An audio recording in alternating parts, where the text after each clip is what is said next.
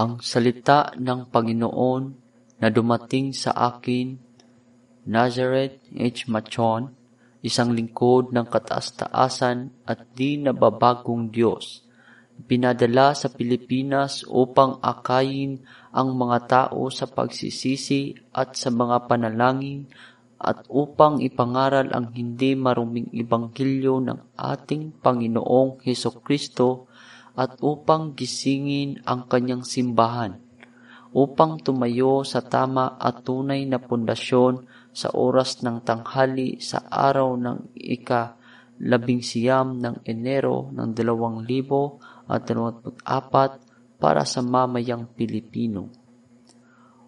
O Pilipinas na gumawa ng inukit na kahoy at bato para sa kanilang Diyos na hindi nakakikita, na hindi nakaririnig, na hindi nakakapagsalita at na hindi nakakaligtas.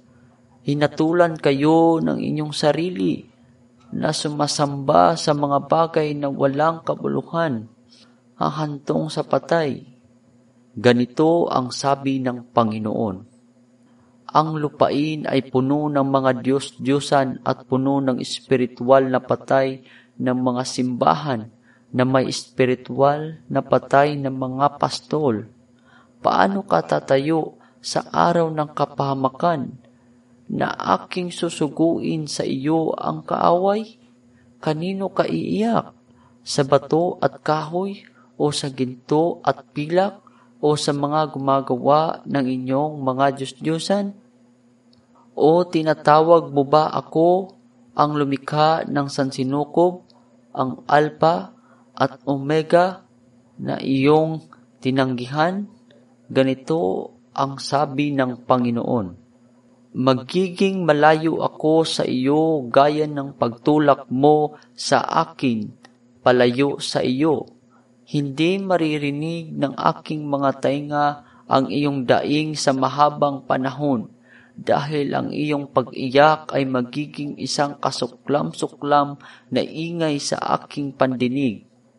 Sumigaw sa iyong mga Diyos-Diyosan at huwad na Diyos at Espiritu. Sumigaw sa mga huwad na Diyos na ito na dadalhin ng kaaway at tingnan kung mayroong anumang kaligtasan sa kanila.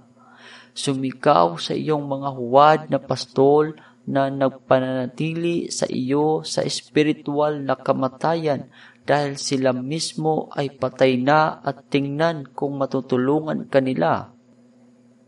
Ganito ang sabi ng Panginoon. Ako siya na lumikha sa iyo at sa lahat ng bagay.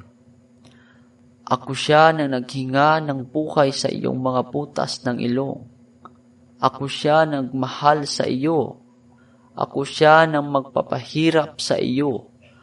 Ako siya na iyong tinanggihan.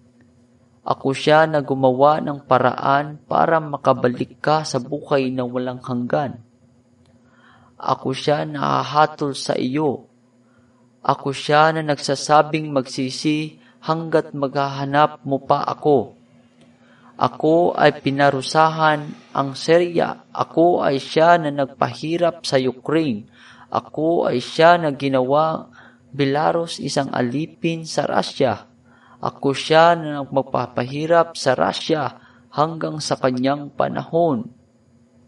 Pinahirapan ko ang Israel, ngunit ako ay kasama nila habang ang aking tipan sa aking mga tao ay nanatiling matatag at ako ang gagawing alabok ang Gaza at hindi pa rin sila magsisisi. Ganito ang sabi ng Panginoon. Nasa harapan mo ang Pilipinas. Sino ka para makatakas sa aking katuwiran, sa aking katarungan?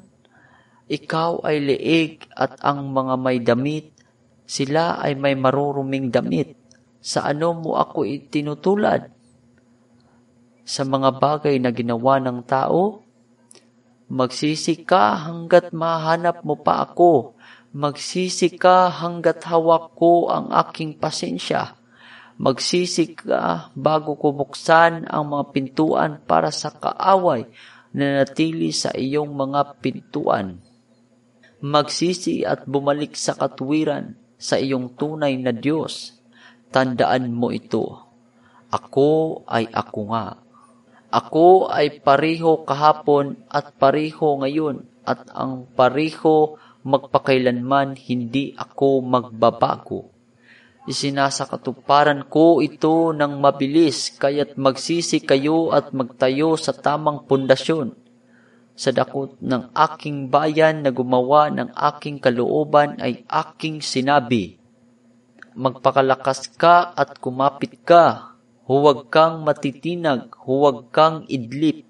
Narinig ko ang lahat ng iyong mga panalangin at pagsusumamo at sila ay nakatayo sa harap ko.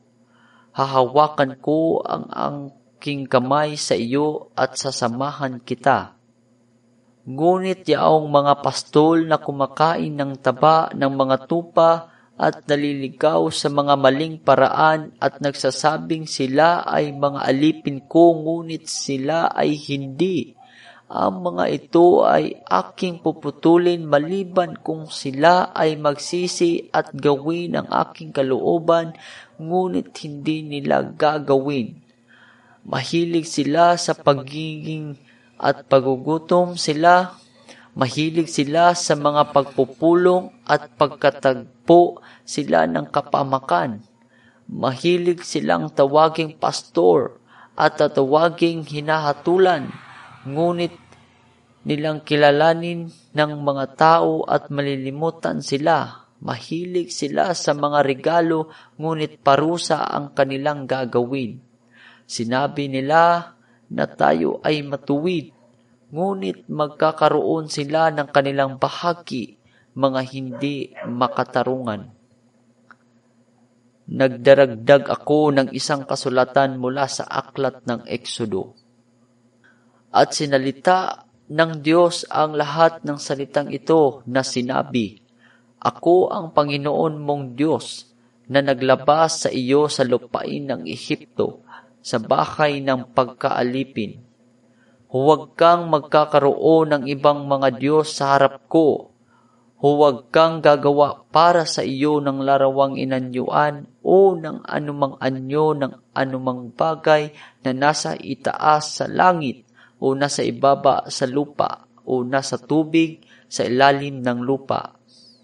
Huwag mong yuyukod sa kanila o paglilingkuran man sila, sapagkat akong Panginoon mong Diyos ay Diyos na mapanibughuin, na dinadalaw ang kasamaan ng mga ama sa mga anak hanggang sa 3 at 4 na salin ng mga napupuot sa akin.